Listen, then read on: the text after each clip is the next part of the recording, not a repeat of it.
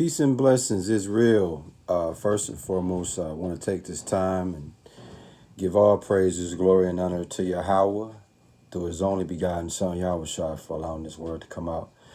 And I hope you sincere brothers and sisters is edified by this word. And the name of the lesson tonight is going to be called There's No Thin Line Between Love and Hate, because love and hate is the same all in one. Let me say it again, man. There's no thin line between love and hate, because love and hate is the same all in one. Yeah, tonight, man, it's gonna be a cold-blooded word, and this word is specifically for those that are in marriages or in relationships. You can't make sense of this unless you're in a marriage or in a relationship. Okay? What you see on the screen is a scene from the movie called A Thin Line Between Love and Hate. Okay?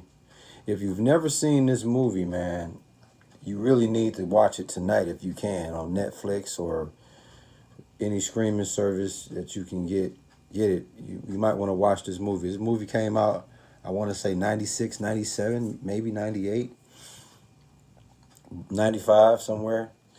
But it's a movie. It's a great movie to show you when it comes to relationships, the most famous two emotions that you're going to deal with, and that's love and hate. And in this word, I'm going to show you how love and hate is the same thing pertaining to when you're in a marriage or in a relationship with someone, when these feelings are being displayed. You've heard the saying, love don't live here no more. You've heard that. There's even songs. People have made songs that say love don't live here no more. Well, I'm going to translate to you what that means when you hear that phrase, love don't live here no more. In other words, what a woman is saying when she sings that to a man, what she's saying is, I love you so much now that I hate you. In other words, the love has intensified like never before, and there's so much love there that hatred is being put on top of it to make sense of the love, man. I hope y'all caught that, man. I hope y'all caught that. What are we speaking about, man? Thin line between love and hate. That's what you've been told. But I'm here to show you and prove to you there is no thin line between love and hate, because love and hate is the same all in one. And like I just said, man, when you hear the song, Love Don't Live Here No More, I'm going to translate what that song is really saying. The woman is saying, I love you so much that I hate you, that the love has intensified like never before, and there's so much love there that hatred is being put on top of it to make sense of the love, man. I can just close it out right there. I ain't even got to bring no scriptures out. But what you see on the screen is a scene, again, from the movie A Thin Line Between Love and Hate. And this is a beautiful example of what love and hate do to you. It'll have you doing these type of things. Love you and kill you. Love you and hate you. You see? When it comes to love, man, love is a profoundly tender, passionate affection for another person. Love is a feeling of warm personal attachment or deep affection for another. Love is a feeling of strong or constant affection for a person, especially when it's attracted to the sexual desires. Love is the strong affection felt by people who have a romantic relationship, a person you love in a romantic way.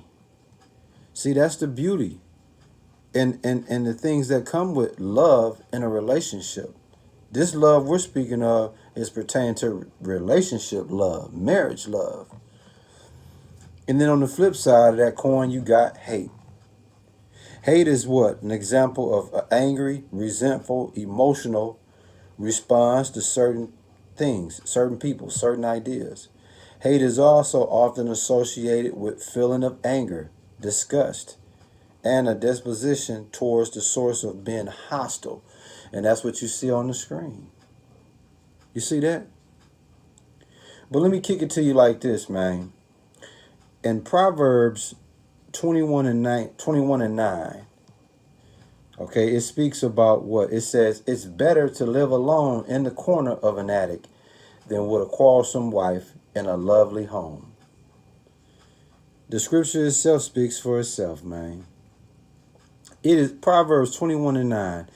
It is better to live alone in the corner of an attic than with a quarrelsome woman. Okay, this is the New Living Translation version. You can follow along in the King James Version. We know the King James Version is king, but the New Living Translation makes it even more simple for you to really understand it, man. In other words, what I want you to focus on, in Proverbs 21 and 9, is quarrelsome wife. What you see on the screen is an example of a quarrelsome wife. Okay? Now, the fact that she's a wife, you got to keep in mind, she wasn't drama-filled and wanted to fight and brawl in the beginning. You see? Proverbs 21:9 focus on in a lovely home. So them being in a lovely home would suggest the love was king, but now hate has made its appearance to the dance. And what you have, love and hate, is the greatest dance partners in the world. She loves him and hates him at the same time. And that's exactly what you see on the screen, man. You see that? You got to understand, man. What's the name of the lesson again? There's no thin line between love and hate, because love and hate is the same all in one. And I'm going to prove it to you. When we feel both love and hate in these relationships, we can consider ourselves to be emotionally ambivalent. Okay? We find ourselves emotionally ambivalent. You dig? What's emotional ambivalence? It means that these two emotions, which is love and hate, they don't substitute each other, but rather coexist together without displacing one another. AKA, it's the damn same thing. You see that? Mixed and contradiction feelings towards someone. That's what you have, man. I'm going to say that again, man. There's no thin line between love and hate, because love and hate is the same all in one. How do I know? Because again, when we both feel love and hate, we can consider ourselves to be emotionally ambivalent, which means that the two emotions of love and hate, they don't substitute each other, but rather coexist together without displacing one another, man. AKA, it's the same thing. Mixed and contradiction feelings towards someone, man. Cold-blooded, man. And Proverbs 21 and 19, it says, it's better to live alone in the desert than with a quarrelsome, complaining wife. So again, when it comes to the complaining wife, at the altar, she was deeply in love with this man, but now her hate has dominated the marriage until it's better you live in the field. And here's the kicker. This quarrelsome, complaining wife, she doesn't want a divorce, but at the same time, she's not happy with the marriage because she's suffering from that ambivalent behavior, man. You see that? It's cold-blooded, man. In the Apocrypha, in Sirach 9 and 9, man, it speaks. It says, don't ever sit with a married woman and don't share meals or indulge in wine with her, since your soul might be attracted to her and you might slip into destruction because of your passion. See that? Now let's analyze that as we get ready to close out this word. We're going to analyze Sirach 9 and 9. The first thing it told you is don't ever sit with a married woman. Why? Because that married woman still has love for her husband, even though she hates him. That's still, she's still married to that man. So you sitting with her under the pretense that you think that it's gonna work out for you, but in reality, it's not. It's not set up that way. When it comes to love and hate, it's the exact same thing.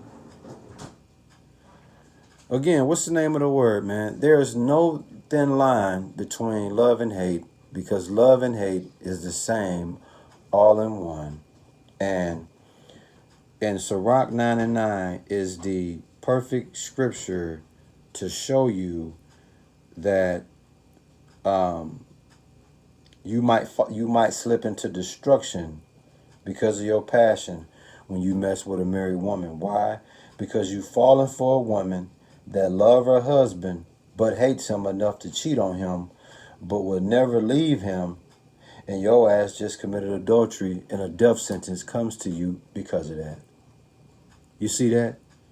So there's no thin line between love and hate because love and hate is the same, all in one, man.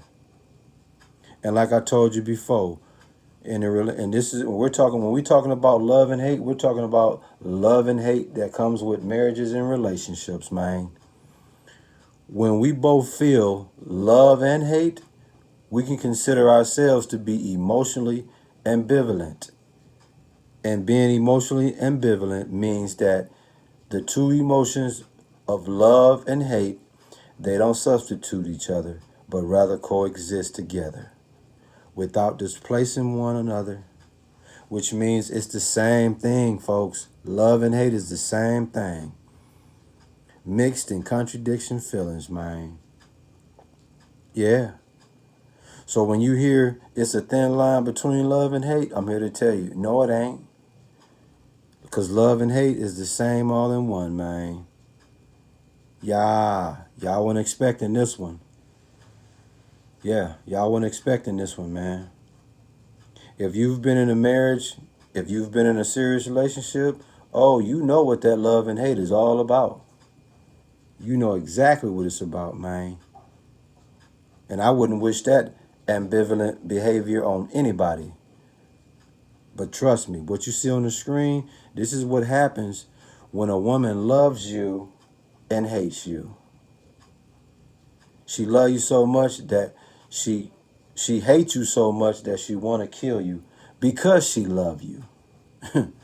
If she didn't care nothing about you, it would just be hate. You see?